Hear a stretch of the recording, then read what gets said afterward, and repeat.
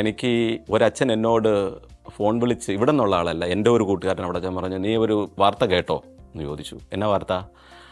നിൻ്റെ ബിഷപ്പ് ആലഞ്ചേരി പിതാവ് ഇപ്പോൾ മേജർ ആർച്ച് ബിഷപ്പായിട്ടായി. അപ്പോൾ ഞാൻ പിതാവിനെ വിളിച്ചു. എൻ്റെ ഒരു ഇതെന്ന് പറഞ്ഞാൽ ഹോളിഡേക്ക് വരുമ്പോൾ എല്ലാം ഞാൻ ആലഞ്ചേരി പിതാവിനെ കാണുമായിരുന്നു. ഇവിടെ വരുമ്പോൾ എല്ലാം ആലഞ്ചേരി, ചിലപ്പോൾ എന്നെ ഭക്ഷണം വൈകുന്നേര സമയത്ത് ഭക്ഷണങ്ങളൊക്കെ ബിഷപ്സ് ഹൗസിൽ തരും. ചിലപ്പോൾ മൈനസ് മരിയിൽ എന്നെ ക്ലാസ് എടുക്കാൻ വേണ്ടിയിട്ടൊക്കെ വിട്ടിട്ടുണ്ട്.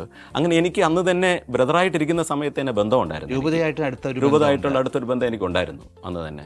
അപ്പോൾ ഇതറിഞ്ഞ പിന്നെ ഞാൻ എന്നാ ചെയ്തു, ഞാൻ പിതാവിനെ ഞാൻ വിളിച്ചു. പിതാവെ കൺഗ്രാജുലേഷൻസ്, ഞാനിങ്ങനെ അറിഞ്ഞു.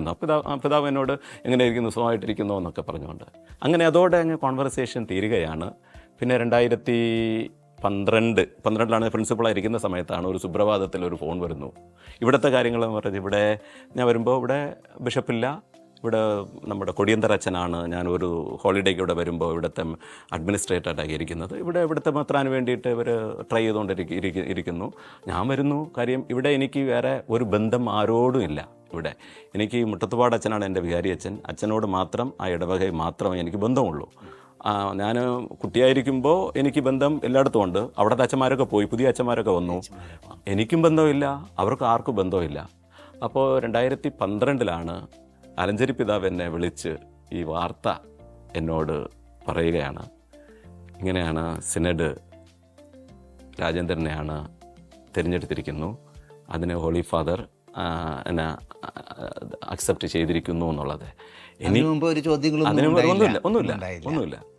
എനിക്ക് അത് എന്നാ ഒരു ഭയങ്കര ഒരു ഷോക്ക് എന്ന് പറഞ്ഞാൽ, നമ്മൾ സന്തോഷമായിട്ടൊരു കാര്യം ചെയ്തുകൊണ്ടിരിക്കുമ്പോൾ ഇങ്ങനെയുള്ള ഒരു ഇത് വരുമ്പോൾ എന്ത് ചെയ്യണമെന്നുണ്ട്. പിതാവേ അത് അറിഞ്ഞിട്ടാണോ എടുത്തത്? കാര്യം എനിക്ക് ഒത്തിരി പരിമിതികളുണ്ട്, എനിക്ക് പറ്റില്ല എന്ന് ഞാൻ പറഞ്ഞു. അങ്ങനെ ഇല്ല, എനിക്ക് എന്താ പറ്റാത്തതെന്ന് പറഞ്ഞു.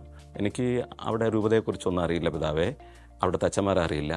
പിന്നെ ഞാൻ അവിടെ നിന്ന് വന്ന് 25-23 വർഷമായി. അവിടുത്തെ ലാംഗ്വേജ് തമിഴായാലും അവിടുത്തെ വർക്കിംഗ് വിധം എനിക്കൊന്നും അറിയില്ല. പിന്നെ ഇതൊരു ഡയസിസൺ സെറ്റിംഗ് ആണ്, എനിക്കൊന്നും അറിയില്ല പിതാവേ. അതുകൊണ്ട് ഇല്ല, ഇത് ഞങ്ങൾ തീരുമാനിച്ചിരിക്കുക, ഇത് അച്ഛൻ അക്സെപ്റ്റ് ചെയ്യണം. അങ്ങനെയെന്ന് പറഞ്ഞുകൊണ്ട് ഞാനൊന്ന് പ്രാർത്ഥിക്കട്ടെ. ഞാൻ എൻ്റെ നമ്മുടെ അധികാരമൊന്നുമല്ല, പ്രൊവിൻഷ്യലോട് ചോദിക്കാൻ പറ്റില്ലല്ലോ, പറഞ്ഞു ഞാൻ സീക്രട്ടാണെന്ന് പറഞ്ഞിരിക്കുന്നത്. ഒന്ന് ധ്യാനത്തിലൊക്കെ വയ്ക്കട്ടെ എന്നൊക്കെ പറഞ്ഞ് വൈകുന്നേരം പിതാവ് വിളിച്ചു. അപ്പോൾ ഞാനൊരു അച്ഛനോടൊന്ന് ഞാനൊന്ന് ചോദിച്ചായിരുന്നു. അപ്പോൾ എൻ്റെ ഒരു അച്ഛൻ പറഞ്ഞതാണ്, എനിക്കിപ്പോൾ മനസ്സിലാവുണ്ട്. ഡോൺ ബോസ്കോ പറഞ്ഞൊരു വാക്കുണ്ട്, നമ്മളോട് the church if asks something from us we should never say no. സഭ നമ്മളോട് എന്തെങ്കിലും ചോദിക്കുവാണെങ്കിൽ നമ്മൾ ഒരിക്കലും നോ പറയരുതെന്നുള്ളത് എപ്പോഴും അധികാരികളോട്, മാർപ്പാപ്പയോട്, ബിഷപ്സിനോടൊക്കെ എപ്പോഴും ദൈവത്വം എന്നുള്ള കാര്യത്തിനാണ് അച്ഛൻ എന്നെ ഓർമ്മിപ്പിച്ച കാര്യം.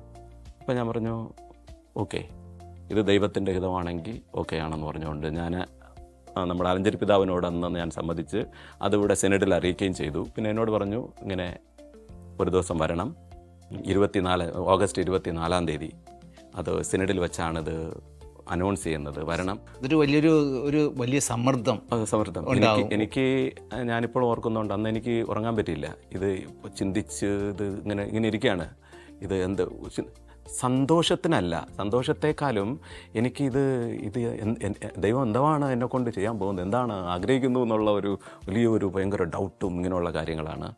പിന്നെ 24 അവിടെ പോകണമെങ്കിൽ അവിടെ നിന്ന് 23 അവിടെ നിന്ന് തിരിച്ച് ഞാൻ റെക്ടറാണ്. Rector cannot simply disappear from the house. എനിക്ക് പ്രൊവിൻഷ്യലോട് പറയണം. അപ്പോൾ പ്രൊവിൻഷ്യലോട് ഇത് കാര്യവും പറയാൻ പറ്റില്ല, എനിക്ക് എന്താണെന്ന് പറയാനും പറ്റില്ല.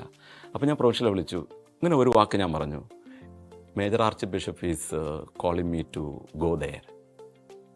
ഇങ്ങനെ വാക്ക് പറഞ്ഞു. He said okay you go head. ഒരു വാക്ക് എന്നോട് ചോദിച്ചില്ല, എന്തിനാന്ന് പോലും ചോദിച്ചില്ല. സോ അങ്ങനെ ഞാൻ വരികയാണ്.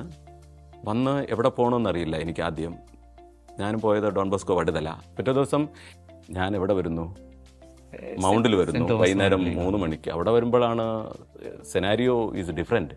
അവിടെ പിന്നെ പത്രപ്രവർത്തകരും TV-ക്കാരും ഇതെല്ലാം മുമ്പിൽ നിൽക്കുന്നു.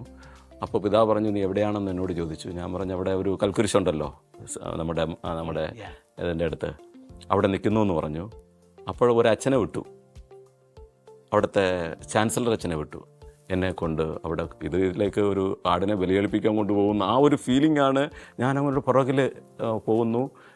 സിനഡ് ഹാളിൽ അതിൻ്റെ അടുത്ത് ഒരു മീറ്റിംഗ് ഹാൾ വരുന്നു. അവിടെ എന്നെ അവർ പ്രഖ്യാപനം നടക്കുന്നു.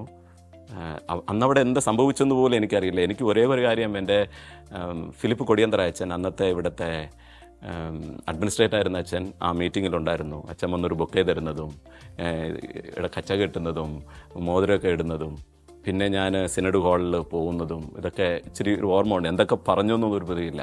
അപ്പോൾ അന്ന് എന്നോട് ആലഞ്ചേരി പിതാവ് ഒരു വാക്ക് പറഞ്ഞു വന്നിട്ട്, ഇനി മുതൽ രാജേന്ദ്രൻ എപ്പോഴും കാസക്കിലാണ് കാണേണ്ടത്, ഒരു വാക്ക്. എനിക്ക് സന്തോഷമുണ്ട്. അന്ന് മുതൽ ഇന്ന് വരെ ഞാൻ ഒരിടത്തിലും പബ്ലിക്കിൽ കാസക്ക് ഇല്ലാതെ ഞാൻ അപ്പിയർ ചെയ്തിട്ടില്ല. ഞാൻ പോയതല്ല തിരിച്ച് വരുന്നത് completely, the life is completely changed.